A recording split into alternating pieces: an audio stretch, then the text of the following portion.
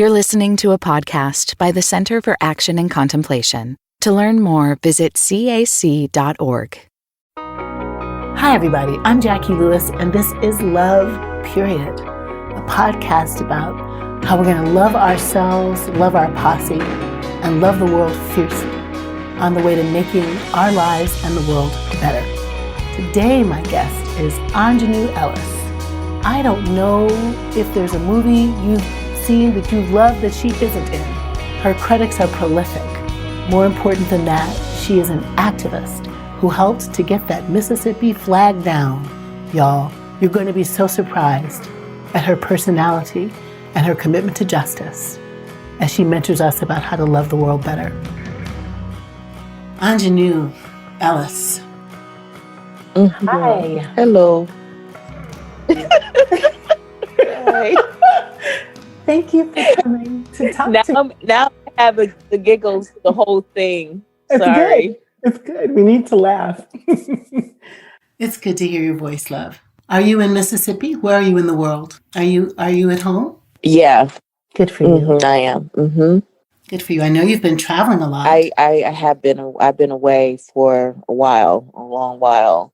But before we go any further, I do need to ask how you are. I know you have suffered a huge trauma, and I would know it was traumatic for me, you know, what happened with the church. So I just want to know how you are doing, and how you are coping, and how the congregation is coping. And yeah, it's been a hot mess. It's been really tough. It's kind of shocking, when you see the site, you think, oh yes, there was a church there, and now there's a facade. There was a building to the north of us, and now that's a demolished lot. The center of the church, Aunjanue, the sanctuary is scooped out, but there's a lot of rubble and ash. The social hall, that room back there before you come in the church with the dome, is gone. And they've built a wall between the sanctuary and the church house to keep it, dry as they can. So that's been hard. I'm not kidding. It's been really hard. And some days I think it feels like we're in like one of those disaster movies, and some big animal took a bite out of the church. Right. But to be also seriously honest, every day I'm in 99 meetings about the fire, but every day people write, call, text, follow us, and say, your church means so much to us. I got married there. I came to the concert. I came to the training. I did a 12-step meeting. My kids used to go to the, after school. My mom and dad used to live around the corner. Aunjanue, I'm thinking about the things I'm finding in the fire. That people just love us so much. They love us so much. And it's just so amazing. Grace. Love communicated with such consistency and celebration and kindness, generosity. It's been amazing to feel that kind of love from people who you didn't know knew you existed, Aunjanue. Right? So there's something good about that too. So nice. Yeah. Well, I'm happy. I'm so happy. I'm so happy to hear that. And I would hope that you would, feel that way, because it certainly reflects, my feeling about middle, and how it became, because I sort of, finding a church in New York was very, very hard. It was, I was not successful at it. I would go to First Corinthians in Harlem, and I loved that experience. But, up until that point, as many churches as there were in Harlem, I probably went to a good 40% of them. And I never found really, a place where I felt comfortable. And then Genesis invited me to come to Middle, working. And it was just such an inviting place, Yeah. Just an inviting place. So I'm glad to know that you feel that.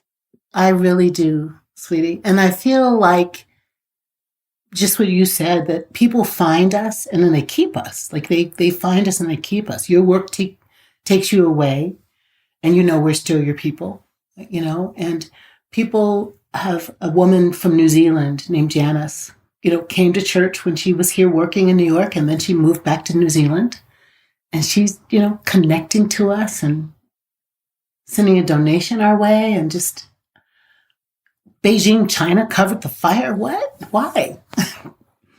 So tell me a little more, Love. I'm thinking some Tina Turner song right now, like What's Love Got to Do with It? Can you talk a little bit about how you experience love at Middle Church? Well, I think coming from the experience that I came from a traditional Baptist church, worship experience, and all of that, everything that came with it, the attended culture of that, which quite frankly was an extension of what we learned in Bible school, what we learned in Sunday school, in terms of how it affected me. My essential self was called into question every time I would go to church. I don't know how else to say it. Yep. Before I found Middle, I had worked on that, had been in process of working on that for a long time. Yes. So I was in a good place. But when I came to Middle, you saw all of that stuff that I knew was possible in a worship experience was actually in front of my face, was active, was a practice. That was my first experience with that, where being queer and women being in positions of power and and not being patronized and condescended to and sidelined and marginalized and all of that stuff that drove me crazy. As much as it made me, it made me it made me and unmade me. Yes. So Middle was in many ways the stuff of my imagination that was really realized. I really appreciated it for that. And then the other part of that is I come from a background where my family was very, very politically active. But for some reason, and I don't know why this happened, but for some reason, after I would say, I don't know, I would sort of say after my grandfather passed or whatever. I'm just trying to find a point of transition. There was a very sort of, hard pivot from that kind of political engagement and the church experience, which was so much a part of the 60s and early 70s in Mississippi and in the South. That's what it was. It was a place for that, the home for that. And suddenly all of that just disappeared. It just disappeared. And then, I was looking for that. That had become hard to find, extremely hard to find, no matter where I went. Went to church at Jeremiah Wright's church, and but I was only there a couple of times. So everywhere that I worked across the country, around the world, I was looking for that. I was looking for a place that I did not have to pretend that what was happening in the world did not affect our spiritual lives, and I sort of felt that there was developing paradigm, a developing practice where there was the your political life and your spiritual life, and never the twain shall meet. And so Middle again was a place where there was a convergence of that, and it was a sort of like a holistic approach to the life of a person in this world, that you cannot separate those two, because, one feeds the other, one affects the other. And so as a minister, which is what you did, you spoke to all of that. And I just appreciated it so much. It was so affirming, Yeah. Sweetie, that's so good. I love the way you said that. Before I say more, remember when we were outside in DC in the big crowd and we saw each other? Do you remember that? That was crazy. Like, how is it possible? Aunjanue, like, of all of those sea of women, was that for Kavanaugh, right? And there you were. Yes. And then we got to march the rest of the way. Yes. Oh my gosh. It is interesting. I was so beautiful. Crazy. Yeah.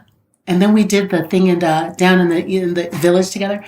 It's interesting to me, love, that church should help us. Like the word religion, really in its root is like to bind, like to religate, to rebind, to bind things together. I feel like religion in its purest sense should bind us, to love ourselves, to love the world, and to love the holy, however we imagine it, right? However we imagine it. But instead it feels like a lot of time religion wants to make sure you don't love you. Like there's something wrong with you. So come in here and we'll try to get you to the place where you can love you. But you as you are is not good enough. And we're in the business of sort of proving to you that you're not good enough, that you're a worm, by my Protestant upbringing, you're a worm, you're not worthy, humankind fell down, Eve did it, and the rest of your life is about trying to find the way to feel good enough to love yourself. So Aunjanue, did the church, I watch you in the world, and I think this sister really loves herself. I watch you working, and I feel like you radiate this confidence, right? Do you ever not love yourself? Do you ever love yourself? Am I right about the church having a role in how we feel about ourselves, or religion having a role? Talk to me. Just tell me what you think about that. How do we get to love ourselves? And what's God got to do with that? Right. Well, it goes back to this idea that I spoke to earlier about church making and unmaking me, and me having to fight that unmaking and make myself whole again. All of that stuff that I learned that was wrong with me when I was, growing up. Those things. Number one, being a woman. That was what was wrong with me. Yeah, that's what's wrong. Mm-hmm.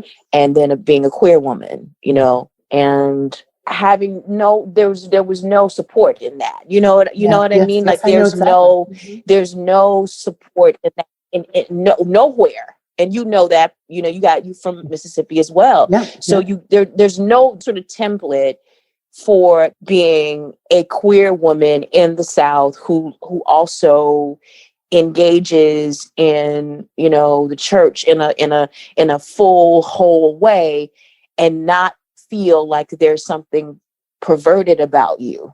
Yes, do you know what I mean? And this whole idea of hate the sin, but love the sinner. You know what I mean? Like, yes, I do. And God will love you anyway. And God, all of that stuff. And that is, you're at war with that. And particularly someone like me who was in church 4 or 5 times a week at minimum every day of my life from the time I was 3 years old until I was 18, and I left to go to college. Wow. So that is some intense unlearning that you have to do. And then you have to get to a place where you feel like I have to unlearn that. You go for a long time. You have to leave Mississippi. I don't know how else to say it. No, but that's I had right. to. Yeah. I had to leave Mississippi. I had to see other lives lived that weren't condemned to hell. Or didn't live didn't live in that condemnation, because I lived in that condemnation. I lived in that, in a place of when I don't know what grade I was in or about to go in what grade. And I spent the whole summer trying to convince myself, or trying to teach myself to be attracted to boys. Like the whole summer I spent doing that on my own, Because of course I couldn't tell anybody in my household that that I liked girls. Like, I couldn't, there was no one to talk to. Nobody. So I spent the entire summer trying to convince myself that I was attracted to boys and that I was normal, that I could be normal. So this was a battle. This was a battle. And the battle didn't end, for a very, very long time. It's only been in the last few years where I have been at a place where I could just accept myself for who I was. But see, the other part of this is that I tell people all the time, and, this is an old adage in the church where we say all the time, I wouldn't take nothing for my journey. Right. And I mean that. I wouldn't take anything from my journey. I would not have wanted, I would not have traded what I've learned about community, the example that my grandmother set for me in terms of being who she was to the people in her church, to the people in her community, which was all about care, all about taking care of people who did not have what she had. I mean, my life was spent with her, going house to house, checking on the sick and shut in. You know what I mean? Yes, that's that's and shut in idea. You know what I mean? That's what I grew up with. Yes. That's what you do. You take care of people. You take plates to people who don't have food. And there were no drives. You know what I'm saying? Right. There were no hunger drives. Yeah. It was just, you know what I mean? Like, you take your groceries down the street. There was none of that. Yeah, that's right. Yeah, I understand. Yes. And you taking tomatoes to people. You taking, and some people are bringing them to her because that's what we did in order to ensure our survival. Yes. And it was not spoken. It was just what we did. Yes. And I would not trade that for anything. Even though I had to battle it at the same time, but I would not trade it for anything. And then what God is, and my understanding of what God is, what I do know is that what I have been taught about God and what God is, I cannot accept. Yeah. I will not accept. I don't believe that the Bible is the only testament of God's existence. Amen. So, it's multi-layered. It is complicated. What I'm at peace about, because that's, I bandied, atheism and all that kind of stuff for a little while. I did all of that. But what I'm at peace about is I know, for me, the testament of God, whatever God is love, and it is the survival of Black life. Ooh. And so when I come into a place of worship, no matter where I am, it is an act of celebrating, affirming Black life. And I know that I need that. Yes. I know that I need to sit down on Sunday mornings and sing with other Black folks. I need to do that. Because I think it's this whole idea of I don't feel no ways tired. Like all of that. Yes. I need that. Because without it, I've tried it. And it doesn't work for me. So I need that. You are. In Middle, there's a lot of white people in Middle, you know what I mean? Yes. But it is still rooted in what I understand about communal affirmation. Yep. That I understand about Black survival. Yep. And Black love. Love Period will continue in a moment.